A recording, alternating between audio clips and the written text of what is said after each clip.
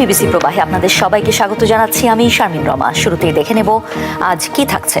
বাংলাদেশে 12ই ফেব্রুয়ারির সংসদ নির্বাচনের পর জাতীয় সরকার গঠনের কথা বলছে জামায়াতে ইসলামী, আর বিএনপি বলছে জাতীয় ঐকমত্যের সরকার গঠনের কথা।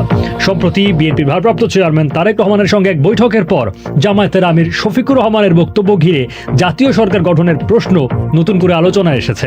তবে প্রশ্ন হচ্ছে, দল দুটির এই প্রস্তাবের মধ্যে কোনো যোগসূত্র আছে কিনা অথবা কোনো পার্থক্য আছে কিনা। এ নিয়ে আজকের আলোচনার সঙ্গে আছেন বিবিসি সাংবাদিক কাদির কল্লোল। কাদির, আপনাকে স্বাগত। আলোচনা শুরুর আগে বলে রাখি, বিবিসি বাংলার সর্বশেষ সংবাদ এবং বিশ্লেষণ জানতে চোখ রাখুন বিবিসি বাংলার ওয়েবসাইটে, যুক্ত থাকুন সোশ্যাল হ্যান্ডেলগুলোতে, সাবস্ক্রাইব করুন ইউটিউব চ্যানেল। কাদির, তারেক রহমানের সঙ্গে বৈঠকের পর জামায়াতের আমিরের বক্তব্যকে কেন্দ্র করে জাতীয় সরকার গঠনের প্রশ্নটা কেন এত জোরালোভাবে উঠছে? আসলে বৈঠকটা যদিও ছিল একটা ভিন্ন প্রেক্ষাপটে, বিএনপি চেয়ারপারসন খালেদা জিয়ার মৃত্যুর একদিন পরেই জামায়াতের আমির শফিকুর রহমান, তার দলের আরও কয়েকজন সিনিয়র নেতা সহ তারা গুলশানে বিএনপি চেয়ারপারসনের কার্যালয়ে গিয়েছিলেন। সেখানে তারা শোক বইতে স্বাক্ষর করার পরে বিএনপির ভারপ্রাপ্ত চেয়ারম্যান তারেক রহমানের সাথে একটি বৈঠক করেন। সেই বৈঠকে তারা সহমর্মিতা জানিয়েছেন, মূলত সেটা জানানোর জন্যই তারা গিয়েছেন, কিন্তু সেখানেও রাজনৈতিক কিছু বিষয় আলোচনা এসেছিল। এবং বৈঠকের পর জামায়াতের আমির শফিকুর রহমান সেখানে সাংবাদিকদের কাছে যে বক্তব্য তুলে ধরেছেন, এই বৈঠকটা গত 1 জানুয়ারিতে হয়েছে, যে বক্তব্য তুলে ধরেছেন সেখানে নির্বাচন পরবর্তী সরকার গঠন প্রশ্নটা জামায়াতের আমিরের দিক থেকে একটা বক্তব্যে বলা হয়েছে।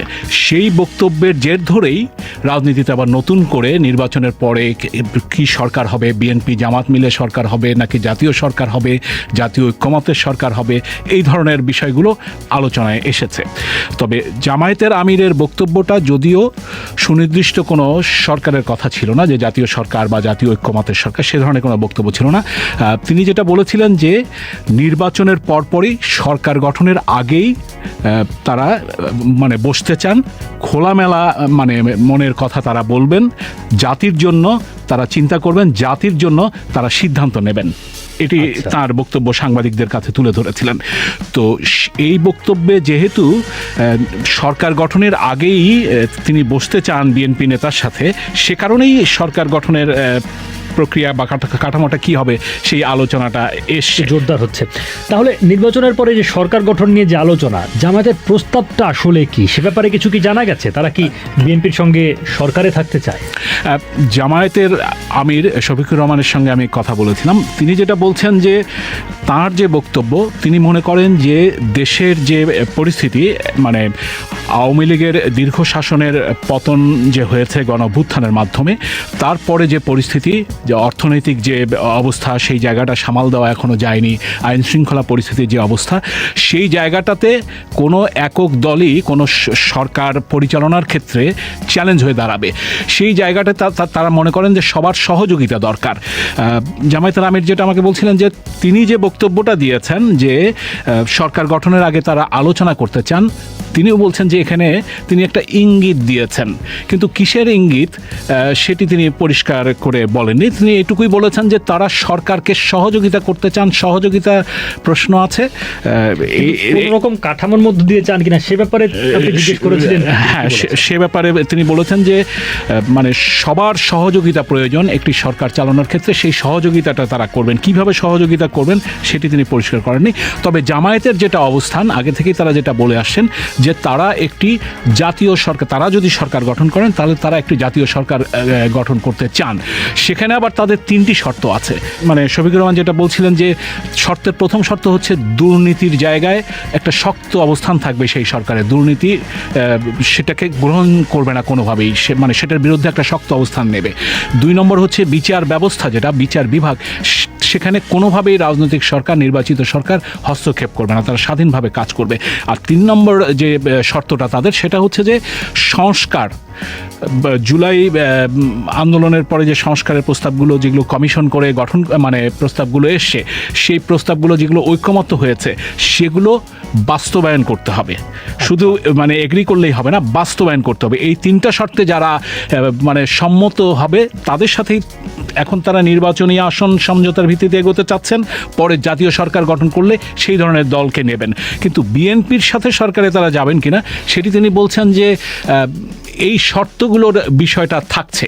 তার মানে সেখানে একটা ইঙ্গিত দিচ্ছেন যে মানে শর্তগুলোকে সামনে রাখছেন, সেটিকে সামনে রেখে তারা পরবর্তী সিদ্ধান্ত বা আলোচনার দিকে যদি সেই বাস্তবতা তৈরি হয়। পাশাপাশি একটি কথাও বলছেন যে বিএনপি তো জামাতকে বাদ দিয়ে এই জাতীয় ঐক্যমত্যের সরকার বা ঐক্যমত্যের সরকারের কথা বলছে, ফলে সেখানে তাদের কিছু করার নেই। এটা জামাতের পক্ষ থেকে বলা হচ্ছে যে বিএনপি জামায়াতকে বাদ দিয়ে ঐক্যমত্য সরকারের কথা বলা হচ্ছে। তাহলে বিএনপি যে জাতীয় ঐক্যমত্য সরকার গঠনের কথা বলছে, তাদের এই চিন্তার সঙ্গে জামায়াতের প্রস্তাবের কোনো যোগসূত্র আছে কি না, বিএনপির ভেতরে কি আলোচনা, সে ব্যাপারে জামায়াত তাদের অবস্থান কিভাবে জানা? যোগসূত্রের বিষয়টা মানে পরিষ্কার নয়। দৃশ্যমান যেটা দেখা যাচ্ছে বা প্রকাশ্যে যেটা দেখা যাচ্ছে সেটা হচ্ছে যে জামায়াতের সাথে মানে আওয়ামী লীগের শাসনের বিরুদ্ধে আন্দোলনের সময়ই একটা টানাপোড়েন ছিল। বিএনপি যুগপৎ আন্দোলন করেছিল, তাতে জামায়াতকে সাথে রাখেনি। জামায়াত আলাদাভাবে আওয়ামী লীগের শাসনের বিরুদ্ধে আন্দোলন করেছে, যদিও মানে পাশাপাশি আন্দোলন করেছে। কিন্তু রাজনৈতিক পট পরিবর্তনের পরেও আওয়ামী লীগের অনুপস্থিতিতে এই দুটা দলই মানে সক্রিয় দলগুলোর মধ্যে প্রধান প্রতিদ্বন্দ্বিতায় চলে আসে, এবং দুটা দলের মধ্যে প্রকাশ্যে যেটা দেখা যাচ্ছে সেটা এক ধরনের বক্তব্য পাল্টা বক্তব্য, অভিযোগ পাল্টা অভিযোগ, এখন পর্যন্ত যেগুলো চলছে নির্বাচনকে ঘিরে, সেই জায়গাটা আছে। কিন্তু এই সম্পর্কের টানাপোড়েনের দিক থেকে বিএনপিও 2022 সালে আওয়ামী লীগের শাসনের বিরুদ্ধে যে 31 দফা সংস্কার প্রস্তাব দিয়েছিল, সেখানে তারা জাতীয় ঐক্যমত্যের সরকার গঠনের কথা বলেছিল, এবং সেই সরকার গঠনের ক্ষেত্রে তারা বলেছিল যারা যুগপৎ আন্দোলন করছে এই মানে তাদের সাথে এই দলগুলোকে নিয়ে তারা মানে জাতীয় ঐক্যমত্যের সরকার গঠন করবেন। তবে 5ই আগস্টের পট পরিবর্তনের পরে মানে বিএনপির অনেক নেতাই আবার জাতীয় সরকার গঠনের কথাও বলছিলেন। কিন্তু আমি এখন যে আবার নতুন করে আলোচনা বা বক্তব্যটা উঠে আসছে, আমি বিএনপির স্থায়ী কমিটির সদস্য সালাউদ্দিন আহমদের সঙ্গে কথা বলছিলাম। তিনি যেটা বলছেন যে তারা আগেই যে কথাটা বলেছিলেন যে সেখানে যুগপৎ আন্দোলনে যারা ছিল জামায়াত, তাদের সাথে যুগপৎ আন্দোলনে ছিল না বলে তারা মনে করেন। জামায়াতকে বাদ দিয়েই বিএনপির চিন্তা যে মানে গণতন্ত্র মঞ্চ, বাম 12 দলীয় জোট, এই ধরনের যে জোটগুলো বা যে দলগুলো তাদের সাথে আন্দোলন করে তাদের সাথে ঐক্যমত্যের ভিত্তিতে একটা সরকার গঠন করা। এখন জামায়াতের পক্ষ থেকে ঐক্যমত্য বা সহযোগিতার যে কথা বলা হচ্ছে, তো বিএনপির আরেকজন নেতা বলছিলেন যে যদি সবাই মিলে সরকার গঠন করে তাহলে তো মানে বিরোধী পক্ষ কারা থাকবে, বিরোধী দল কারা থাকবে, সে একটা প্রশ্ন। আর বাংলাদেশে কিন্তু জাতীয় সরকার আগে কখনো ওইভাবে হয়নি, কোয়ালিশন সরকার হয়েছে। বিএনপিও করেছিল 2001 সালে 4 দলীয় জোট সরকার, আওয়ামী লীগ করেছে পরে জাতীয় পার্টি এবং বামপন্থী দলগুলোকে ছিল জাতীয় পার্টি সরকারে ছিল মন্ত্রী, আবার বিরোধী দলেও আসলে তারা বসেছিল। একটা ভিন্ন ধরনের বিচিত্র একটা সংসদ হয়েছে, যেটা নিয়ে সমালোচনা হয়েছিল অনেক ওই সময়। কিন্তু এখন যেটা বলা হচ্ছে এটা যদি হয়, বিএনপি নেতারা অনেকেই মনে করেন তাহলে পরে আবার প্রশ্ন উঠতে পারে যে জাতীয় ঐক্যমত, জাতীয় সরকার, তাহলে বিরোধী দলে কে? তাহলে এই যে দুই দলের অবস্থানের পার্থক্য, সেটা রাজনীতিতে কিভাবে প্রকাশ্যে আসছে, দৃশ্যমান হচ্ছে, এবং এই পার্থক্যটা তাদের অর্থাৎ আগামী সংসদে বা আগামী যে রাজনীতি সেখানে কিভাবে প্রতিফলিত হবে বলে তারা ধারণা দিচ্ছেন? যদিও প্রকাশ্যে দুই দলের মধ্যে একটা প্রতিদ্বন্দ্বিতা, একটা তীব্র অবস্থা দেখা যাচ্ছে, পাল্টাপাল্টি অভিযোগ, পাল্টাপাল্টি বক্তব্য, এই ধরনের অবস্থায় গেছে, কিন্তু দুই দলই একটা ঐক্যমত্যের সরকারের বিষয় কিন্তু আসছে দুই দলের প্রস্তাব থেকে। সেখানে কোনো আসলে পেছনে যোগসূত্র আছে কিনা সেটা এখনই বলা মুশকিল। কিন্তু দুই দলের নেতাদের সাথে কথা বলে যেটা মনে হয়েছে যে যদি সংসদে সব দল মিলে ঐক্যমত্যের সরকার হয়ে যায়, যেহেতু আওয়ামী লীগ অনুপস্থিত, একটা বড় দল অনুপস্থিত, যেহেতু তাদের কার্যক্রম নিষিদ্ধ আছে সরকারের নির্বাহী আদেশে, সেখানে আবারও একটা অভিযোগ তোলার সুযোগ হয় কিনা যে সংসদ একতরফা হচ্ছে, সেই বিষয়টাও তারা বিবেচনায় রাখছেন মনে হচ্ছে। একেবারে মানে বিরোধী দল বাদ দিয়ে জাতীয় সরকার গঠন করে ফেলা, সেই জায়গাটা বোধহয় মানে বিএনপির দিক থেকে অন্তত যাবে না, এরকম একটাই। তবে বিশ্লেষকদের সাথে কথা বলে মনে হয়েছে, লেখক এবং বিশ্লেষক মহিউদ্দিন আহমদ, তিনি যেটা বলছিলেন যে মানে ক্ষমতার কাছাকাছি যাওয়া, ক্ষমতার সাথে থাকা, এরকম একটা চিন্তা থাকতে পারে জামায়াতের ভিতরে, তার যেটা পর্যবেক্ষণ। তিনি বলছেন যে 5ই আগস্টের পট পরিবর্তনের পর যে দলগুলো সক্রিয়, তারা সবাই মনে করছে তারা ক্ষমতায় তাদের প্রভাব আছে। ফলে এই যে প্রভাব আছে এটার যে একটা বাস্তবতা এবং প্রতিফলন সেটা রাখতে চায়, সে কারণেই হয়তো সরকারকে সহযোগিতার কথা বলার বিষয়টা বা সরকার গঠনের আগেই আলোচনা করার বিষয়টা জামায়াতের দিক থেকে মানে এসছে। সেই ক্ষেত্রে জামায়াত যেমন এনসিপি সহ 11টি দলের একটি জোট, সেটি নেতৃত্ব দিচ্ছে জামায়াত। অন্যদিকে বিএনপি তাদের যুগপৎ আন্দোলনের এবং আরও বেশ কিছু ডান এবং বাম উভয় ধরনের দলই তাতে রয়েছে, তাদেরকে নিয়ে একটা জোটের নেতৃত্ব দিচ্ছে বলা চলে, নির্বাচনী জোট। এই জায়গাটিতে ঐকমত্যের সরকার গঠন বা যে কোনোভাবে এই যে সহযোগিতার সরকার, তার কাঠামো সম্পর্কে বা সম্ভাবনা সম্পর্কে কোনো ধারণা বিশ্লেষকদের পক্ষ থেকে বা রাজনৈতিক দলগুলোর তরফে দেওয়া হচ্ছে কি? না, রাজনৈতিক দলগুলো এখনো পরিষ্কার করছে না। বিএনপির দিক থেকে তারা যেটা বলছেন যে, এবং একই সঙ্গে এতগুলো দলকে কিভাবে সেখানে অ্যাকোমোডেট করা হবে সে ব্যাপারে তারা কি দুই পক্ষ মানে বিএনপি এবং জামায়াত দুটো আলাদা আলাদা মানে নির্বাচনী সমঝোতা হচ্ছে, দুটি শিবিরের নেতৃত্ব দিচ্ছেন। সেখানে এই দল দুটো বলছেন যে তারা আসলে কোনো জোট করছেন না আলাদা আলাদা। বিএনপি বলছে যে যুগপৎ আন্দোলনে যারা শরিক ছিল তাদেরকে কিছু আসন ছেড়েছে, বিএনপি যেমন 12টি থেকে 15টির মতো আসন ছাড়ছে।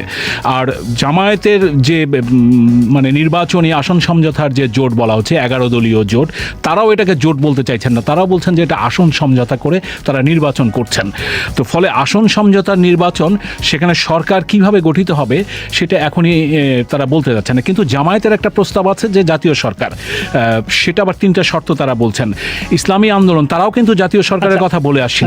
কাদের এই জায়গায় বিএনপি নেতাদের বক্তব্য থেকে স্পষ্ট, যেটা আপনি তুলে এনেছেন, যে তারা একরকম জামায়াতকে বাদ দিয়ে একটা জাতীয় সরকারের ভাষ্য বা ধারণা তারা সামনে আনতে চাইছে।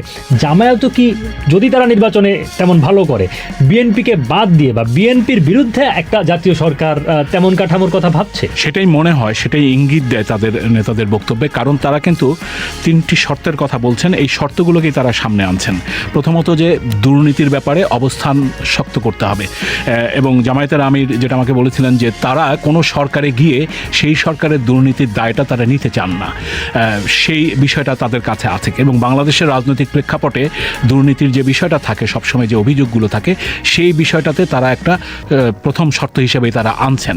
পাশাপাশি বিচার ব্যবস্থা, বিচার বিভাগ, সেটাকে তারা আলাদা করতে বলছেন। তাদের এক ধরনের সন্দেহ আছে যে সংস্কার প্রশ্নে পরবর্তীতে কি হবে, সে কারণে তারা সেটাকেও শর্ত হিসেবে জুড়ে দিচ্ছেন।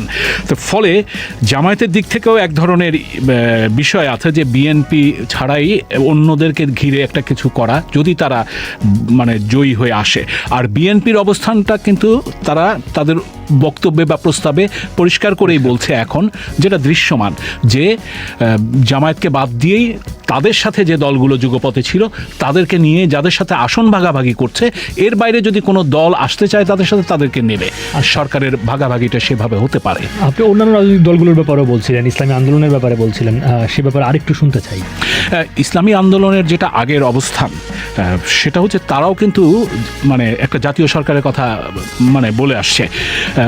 যখন মানে 2024 সালের জুলাই গণঅভ্যুত্থানের মানে পট পরিবর্তন হয়, তার পরপরই কিন্তু এই দলগুলো জাতীয় সরকারের একটা কথা বলছিল। এবং রাজনীতিকদের অনেকে যেটা বলছেন যে সেই সময় এই জাতীয় সরকার গঠনের একটা প্রস্তাব এসেছিল, কিন্তু বিএনপি তাতে রাজি হয়নি।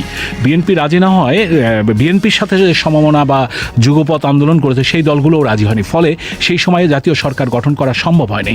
কারণ বিএনপি অন্য দলগুলোর যে দায় সেটা হয়তো নিতে চায় না। আবার জামায়াতের দিক থেকেও আছে যে তারাও অন্য দলগুলোর দায় নিতে চায় না। আর এখানে একটা গণতান্ত্রিক একটা চর্চা হচ্ছে, নির্বাচনকে ঘিরে একটা প্রতিদ্বন্দ্বিতা তৈরি হচ্ছে, সেই বিষয়টাও রাজনৈতিক দলগুলোর দিক থেকে একটা তৈরি করার চেষ্টা আছে। যেহেতু একটা বড় অংশ নির্বাচনে অংশ নিচ্ছে না, মানে নির্বাচন করতে পারছে না, মানে রাজনৈতিক কার্যক্রম নিষিদ্ধ থাকার কারণে, সেই বিষয়টাও আছে। সব মিলিয়ে মনে হয় যে তাদের ভিন্ন ভিন্ন অবস্থান থাকছে। আর ছাত্রদের একাংশের যে দল জাতীয় নাগরিক পার্টি বা এনসিপি, তাদের অবস্থানটাও যে একটা মানে জাতীয় সরকার এই কাছাকাছি একটা অবস্থান, যে এই ধরনের একটা সরকার যদি কাজ করে তাহলে ভালো হয়। কিন্তু তাদেরও কিন্তু তাদের মূল শর্ত হচ্ছে সংস্কারের বিষয়গুলো, জুলাই স্পিরিটটাকে ধারণ করে সংস্কারের বিষয়গুলো মুখে নয়, কাগজে স্বাক্ষর করে নয়, বাস্তবায়ন করতে হবে, সেই বিষয়গুলো তাদের আছে। আচ্ছা, সামনের দিনে রাজনীতি কোন পথে গড়ায়, সেখানে হয়তো এইসব প্রশ্নের আরও পরিষ্কার উত্তর বা নির্দেশনা এবং একই সঙ্গে রাজনৈতিক প্রেক্ষাপটে সেটির উত্তর মিলবে। কাদির, অনেক ধন্যবাদ আপনাকে। বিবিসি বাংলার সাংবাদিক কাদির কল্লোল বলছিলেন। দর্শক, আজকের মতো শেষ করছি আলোচনা। এতক্ষণ সঙ্গে থাকার জন্য সবাইকে ধন্যবাদ। আরেকবার মনে করে দিই, বিবিসি বাংলার সর্বশেষ সংবাদ এবং বিশ্লেষণ জানতে চোখ রাখুন বিবিসি বাংলার ওয়েবসাইটে, যুক্ত থাকুন সোশ্যাল হ্যান্ডেলগুলোতে, সাবস্ক্রাইব করুন ইউটিউব চ্যানেল। বছরের প্রথম সপ্তাহেই নজিরবিহীন এক ঘটনার সাক্ষী হয়েছে গোটা বিশ্ব। মাদক পরিবহনের অভিযোগে ভেনেজুয়েলার প্রেসিডেন্ট নিকোলাস মাদুরোকে তার কার্যালয় থেকে তুলে নিয়েছে মার্কিন সামরিক বাহিনী। আপাতদৃষ্টিতে প্রায় অসম্ভব এই প্রক্রিয়া বাস্তবায়নে ভেনেজুয়েলায় প্রাণহানিও কম হয়নি। ভেনেজুয়েলার স্বরাষ্ট্রমন্ত্রী দিয়াজ দাতো কাবেলো জানান, 1.5 শতাধিক যুদ্ধবিমান ও বিশাল হেলিকপ্টারের বহর নিয়ে মাদুরোকে নির্বিঘ্নে তুলে নিতে ভেনেজুয়েলার বিভিন্ন সামরিক ও গুরুত্বপূর্ণ স্থাপনায় হামলা চালায় মার্কিন সামরিক বাহিনী। এতে সব মিলিয়ে 100 জন নিহত হয়েছে। এর মধ্যে ভেনেজুয়েলার সেনাবাহিনীর 23 জন সদস্যও রয়েছে। এছাড়া মাদুরোকে তুলে নিতে তার নিরাপত্তা বাহিনী প্রতিরোধ করার চেষ্টা করলে তাদের একটা বড় অংশকেও হত্যা করা হয়।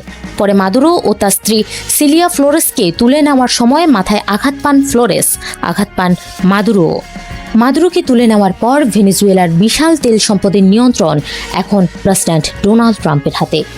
দেশটির কাছ থেকে 5 কোটি ব্যারেল অপরিশোধিত তেল নিয়ে তা পরিশোধন ও বিক্রির ঘোষণা দিয়েছেন তিনি। শুধু তাই নয়, এই অঞ্চলের তেলের নিয়ন্ত্রণ নিতে আটলান্টিক মহাসাগরে ভেনেজুয়েলায় যাওয়া আসা করা মার্কিন নিষেধাজ্ঞাভুক্ত জাহাজ অবরোধের বিরুদ্ধে সাঁড়াশি অভিযান শুরু করেছে ওয়াশিংটন, যে অভিযানে নতুন করে আরও 2টি তেলবাহী জাহাজ জব্দ করা হয়েছে। এর মধ্যে একটি রুশ পতাকাবাহী জাহাজ ছিল বলেও জানা গেছে। গত কয়েক সপ্তাহ ধাওয়ার পর 7 জানুয়ারি মার্কিন কোস্টগার্ড মারিনেরা নামের অপরিশোধিত তেলবাহী ট্যাঙ্কার আটক করে। কর্মকর্তাদের মতে গত মাসে এটি তল্লাশি এড়িয়ে যায় এবং পরে নিজেকে রুশ পতাকাবাহী জাহাজ হিসেবে পরিচয় দেয়। রুশ পতাকাবাহী জাহাজটি জব্দের সময় আশেপাশে একটি রুশ সাবমেরিন ও অন্যান্য রুশ জাহাজ উপস্থিত থাকায় রাশিয়ার সঙ্গে সংঘাতের ঝুঁকিও তৈরি হয়েছিল, তবে শেষ পর্যন্ত তেমনটি হয়নি। এদিকে জব্দকৃত জাহাজটি রাশিয়ার নয় বলে জানিয়েছে মার্কিন ভাইস প্রেসিডেন্ট জেডি ভ্যান্স। তিনি বলেন, ওটা আসলে ভুয়া রুশ তেল ট্যাঙ্কার ছিল। নিষেধাজ্ঞা এড়াতে তারা নিজেদের রুশ জাহাজ হিসেবে পরিচয় দিয়েছে। অন্যদিকে মার্কিন নিষেধাজ্ঞার অধীনে থাকা ট্যাঙ্কার ও জাহাজগুলোকে হুমকি দিয়ে হোয়াইট হাউসের উপপ্রধান স্টাফ স্টিফেন মিলার জানান, আমেরিকার আইন ও জাতীয় নিরাপত্তার সঙ্গে সামঞ্জস্যপূর্ণ পরিবহন ছাড়া কোনো সামুদ্রিক জ্বালানি পরিবহন অনুমোদিত হবে না। ভেনেজুয়েলার মাটির নিচে রয়েছে বিশ্বের সবচেয়ে বড় তেল ভাণ্ডার, 300 বিলিয়ন ব্যারেলেরও বেশি। এই বিপুল সম্পদই যুক্তরাষ্ট্রের প্রেসিডেন্ট ডোনাল্ড ট্রাম্পের নজর কেড়েছে। প্রেসিডেন্ট নিকোলাস মাদুরোকে অপহরণের পর এবার তার পরিকল্পনা ভেনেজুয়েলা থেকে বড় আকারে তেল উত্তোলন। সামাজিক মাধ্যমে দেওয়া পোস্টে ট্রাম্প জানিয়েছেন, ভেনেজুয়েলা 3 থেকে 5 কোটি ব্যারেল তেল যুক্তরাষ্ট্রের হাতে তুলে দেবে। এই তেল বাজারে বিক্রি করা হবে এবং সেই অর্থ ভেনেজুয়েলা ও যুক্তরাষ্ট্রের মানুষের কল্যাণে ব্যবহৃত হবে। ভেনেজুয়েলার ঘন কালো এই তেলকে বলা হয় কালো সোনা। তবে সিএনএন এর এক প্রতিবেদনে বলা হয়েছে, বিশেষজ্ঞরা এই কালো সোনাকে নোংরা, ক্ষতিকর ও পরিবেশ দূষণকারী বলে মনে করেন। থিঙ্ক ট্যাঙ্ক কার্বন ট্র্যাকারের গবেষক গাই প্রিন্স বলেন, ভেনেজুয়েলার তেলকে নোংরা বলা হয় কোনো মতাদর্শের কারণে নয়, বরং পদার্থবিদ্যা ও অবকাঠামোগত বাস্তবতার কারণে। গবেষকরা জানিয়েছেন, ভেনেজুয়েলার অরিনাকো বেল্টে থাকা তেল খুব ঘন ও ভারী। এতে কার্বনের মাত্রা বেশি, ফলে পরিবেশের জন্য ক্ষতিকর। বিশেষজ্ঞরা আরও জানিয়েছে, ভেনেজুয়েলায় মজুদ থাকা এই ভারী তেল সহজে কূপ থেকে উত্তোলন করা যায় না। পরিবেশবাদী সংস্থা অয়েল চেঞ্জ ইন্টারন্যাশনালের গবেষক লর্ন স্টকম্যান বলেন, এই তেল কূপ থেকে স্বাভাবিক তরল হিসেবে বের হয় না। সাধারণত রিজার্ভারে বাষ্প ঢুকিয়ে একে গরম করতে হয়। এতে প্রচুর শক্তি প্রয়োগ করতে হয়। বেশিরভাগ সময় এই শক্তি আসে প্রাকৃতিক গ্যাস থেকে। ফলে শুরু থেকেই কার্বন নিঃসরণের মাত্রা বেড়ে যায়, যা পরিবেশ বান্ধব নয়। উত্তোলনের পরও সমস্যার শেষ নেই। অতিরিক্ত সালফারের কারণে এই তেল পরিশোধনে বাড়ে দূষণ। আন্তর্জাতিক জ্বালানি সংস্থা আইই এর তথ্য অনুযায়ী ভেনেজুয়েলার তেল ও গ্যাস খাতে মিথেন নিঃসরণের হার বৈশ্বিক গড়ের 6 গুণ। পরামর্শ প্রতিষ্ঠান রিস্টার্ড এনার্জির নির্গমন গবেষণা প্রধান প্যাট্রিক কিং জানান, বর্তমানে ভেনেজুয়েলায় প্রতি ব্যারেল তেল উৎপাদনে যে পরিমাণ জলবায়ু দূষণ হয় তা বৈশ্বিক গড়ের দ্বিগুণেরও বেশি। CNN এর প্রতিবেদনে বলা হয়েছে, ভেনেজুয়েলায় বর্তমানে যে পরিমাণ তেল উৎপাদন হচ্ছে সেটি ধরে রাখতেই আগামী 15 বছরে $53 বিলিয়ন বিনিয়োগ করতে হবে। আর আগের মতো সর্বোচ্চ উৎপাদনে যেতে হলে লাগতে পারে প্রায় $183 বিলিয়ন। বিশেষজ্ঞদের মতে বর্তমানে বৈশ্বিক বাস্তবতায় এটি অত্যন্ত ব্যয়বহুল উদ্যোগ। বিশ্ববাজারে তেলের সরবরাহ এখন প্রচুর, দামও তুলনামূলক কম। এই প্রেক্ষাপটে গবেষক গাই প্রিন্স মনে করেন, যখন বিশ্বজুড়ে তেলের চাহিদা কমছে তখন এই দূষণমুক্ত তেল উৎপাদনে বিপুল অর্থ ঢালা বুদ্ধিমানের কাজ নয়। বিশেষজ্ঞরা মনে করেন, ভেনেজুয়েলার তেল উত্তোলন বাড়লে শুধু দূষণই বাড়বে না, বরং বৈশ্বিক জলবায়ু উদ্যোগও ক্ষতিগ্রস্ত হবে। গাই প্রিন্স বলেন, ভেনেজুয়েলায় হস্তক্ষেপের কারণে সবচেয়ে বড় ক্ষতিটা হলো বিপুল পরিমাণ কার্বন নিঃসরণ হবে। এর সরাসরি প্রভাব পড়বে পরিবেশের ওপর। তাই ভেনেজুয়েলার তেল অনেকের কাছে সম্পদ হলেও জলবায়ুর জন্য এটি বড় এক ঝুঁকি। আমরা আমাদের লোকদের ছেড়ে দিই না। রাশিয়ার প্রেসিডেন্ট ভ্লাদিমির পুতিনের বিখ্যাত উক্তি এখন সামাজিক যোগাযোগ মাধ্যমে ভাইরাল। লিবিয়ার মুয়াম্মার গাদ্দাফি, সিরিয়ার বাশার আল আসাদ, ইউক্রেনের ভিক্টর ইয়ানুকোভিচ ও ভেনেজুয়েলার নিকোলাস মাদুরোর সঙ্গে পুতিনের ছবি জুড়ে দিয়ে করা হচ্ছে মিম, যাদের প্রত্যেকের পতনেই কার্যকর কোনো পদক্ষেপ নেয়নি মস্কো। সবশেষ মাদুরোকে তো তার শয়নকক্ষ থেকেই ধরে নিয়ে গেছে মার্কিন সেনারা। তবু ঘনিষ্ঠ মিত্রের জন্য টু শব্দটি করেননি পুতিন। মিত্র মাদুরোর দুর্দিনে পুতিনের কেন এ চুপ করে থাকা? বাকিদের মতো তিনিও কি এ ঘটনার পর ট্রাম্পকে ভয় পেয়েছেন, নাকি ফোন দিয়ে আসছেন ভিন্ন কিছুর? লাতিন অঞ্চলে এতদিন মাদুরোই ছিলেন পুতিনের সবচেয়ে আস্থাভাজন। মাদুরোর আগে সাবেক প্রেসিডেন্ট হুগো চাভেজের সঙ্গে ঘনিষ্ঠতা ছিল মস্কোর। সেই সময়ে কারাকাসের প্রতিরক্ষা সরঞ্জাম দিয়েছিল মস্কো।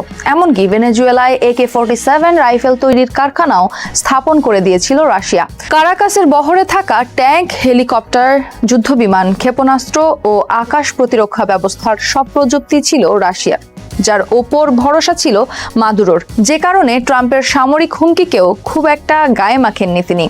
অথচ মাদুরোকে উঠিয়ে নিয়ে যাওয়ার সময় মার্কিন 1.5 শতাধিক যুদ্ধবিমান ও হেলিকপ্টার কারাকাসের আকাশে প্রবেশ করলেও কিছুই করতে পারেনি রাশিয়ার সরবরাহ করা BUK-2M আকাশ প্রতিরক্ষা ব্যবস্থা ও রাডার সিস্টেম।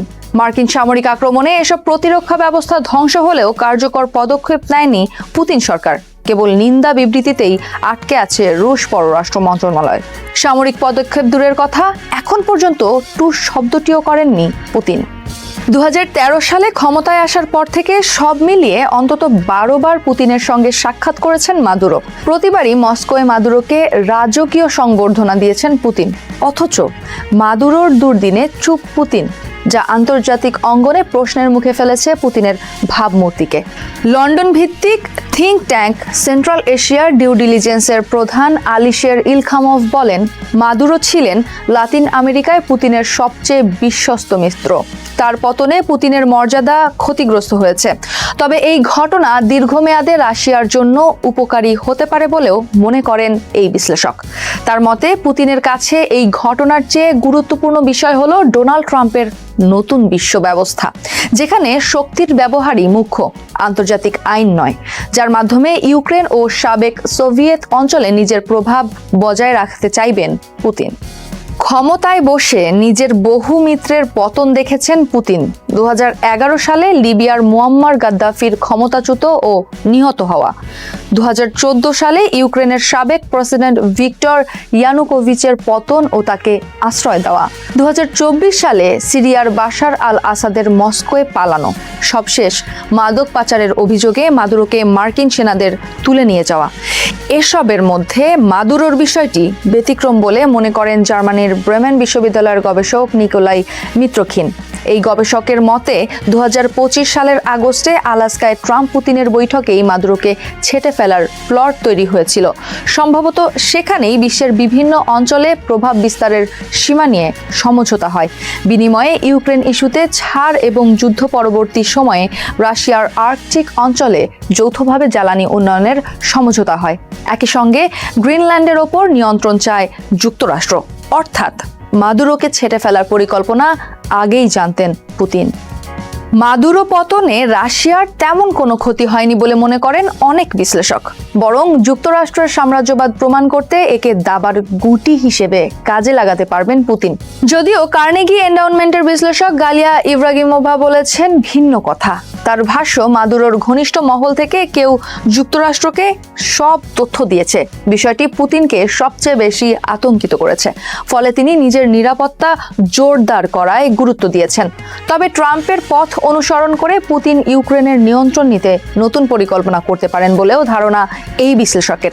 তিনি বলেন, এই ঘটনায় প্রভাবিত হয়ে পুতিন ইউক্রেনের প্রেসিডেন্ট ভলোদিমির জেলেনস্কিকে অপহরণের পরিকল্পনাও করতে পারেন। গ্রিনল্যান্ড দখলের লক্ষ্য থেকে আপাতত সরে এসেছে যুক্তরাষ্ট্র, এমন কোনো স্পষ্ট ইঙ্গিত এখনো দেননি মার্কিন প্রেসিডেন্ট ডোনাল্ড ট্রাম্প। বরং হোয়াইট হাউস ও মার্কিন প্রশাসনের শীর্ষ কর্মকর্তাদের বক্তব্যে বোঝা যাচ্ছে প্রয়োজনে সামরিক পথও খোলা রয়েছে। এই পরিস্থিতিতে আগামী সপ্তাহে ডেনমার্কের নেতাদের সঙ্গে বৈঠকে বসতে যাচ্ছেন মার্কিন পররাষ্ট্রমন্ত্রী মার্কো রুবিও। 7 জানুয়ারি তিনি সাংবাদিকদের জানান, ট্রাম্প প্রশাসন সব ধরনের বিকল্প পথ খোলা রেখেছে। প্রেসিডেন্ট ট্রাম্প সামরিক উপায়ে নিজের লক্ষ্য অর্জনের সম্ভাবনাও বাতিল করেননি। তবে একজন কূটনৈতিক হিসেবে আমার দায়িত্ব আলোচনার মাধ্যমে সমাধান খোঁজা। ন্যাটোর সদস্য ডেনমার্কের কাছ থেকে গ্রিনল্যান্ড জোরপূর্বক দখল করলে তার ন্যাটো জোটের জন্য বিপজ্জনক হবে কিনা এমন প্রশ্নে রুবিও বলেন, যুক্তরাষ্ট্র সবসময় কূটনৈতিক পথকেই অগ্রাধিকার দিতে চায়। ভেনেজুয়েলার ক্ষেত্রেও আমরা সেই পথই অনুসরণ করেছি। সম্প্রতি ভেনেজুয়েলায় যুক্তরাষ্ট্রের সামরিক অভিযানের পর গ্রিনল্যান্ড নিয়ে ওয়াশিংটনের উদ্দেশ্য সম্পর্কে ইউরোপীয় মিত্রদের মধ্যে নতুন করে উদ্বেগ দেখা দিয়েছে। তবে সেই উদ্বেগ দূর করতে যুক্তরাষ্ট্রের পক্ষ থেকে এখনো কোনো স্পষ্ট আশ্বাস পাওয়া যায়নি। ডেনমার্কের কাছ থেকে খনিজ সমৃদ্ধ গ্রিনল্যান্ড সামরিকভাবে দখল করা হলে তার ন্যাটোর ভেতরে বড় ধরনের অস্থিরতা তৈরি করবে বলে আশঙ্কা করা হচ্ছে। পাশাপাশি ট্রাম্প প্রশাসনের সঙ্গে ইউরোপীয় দেশগুলোর সম্পর্ক আরও খারাপ হতে পারে বলে মনে করছেন বিশ্লেষকরা। গ্রিনল্যান্ড ইস্যুতে যুক্তরাষ্ট্রের ভেতরেও বিরোধিতা দেখা দিয়েছে। 7 জানুয়ারি ডেমোক্রেট ও রিপাবলিকান 2 দলের একাধিক মার্কিন সিনেটর জানিয়েছেন তারা এমন একটি আইনের উপর ভোট চান যার মাধ্যমে গ্রিনল্যান্ড দখলের বিষয়ে প্রেসিডেন্ট ডোনাল্ড ট্রাম্পের ক্ষমতা সীমিত করা যাবে।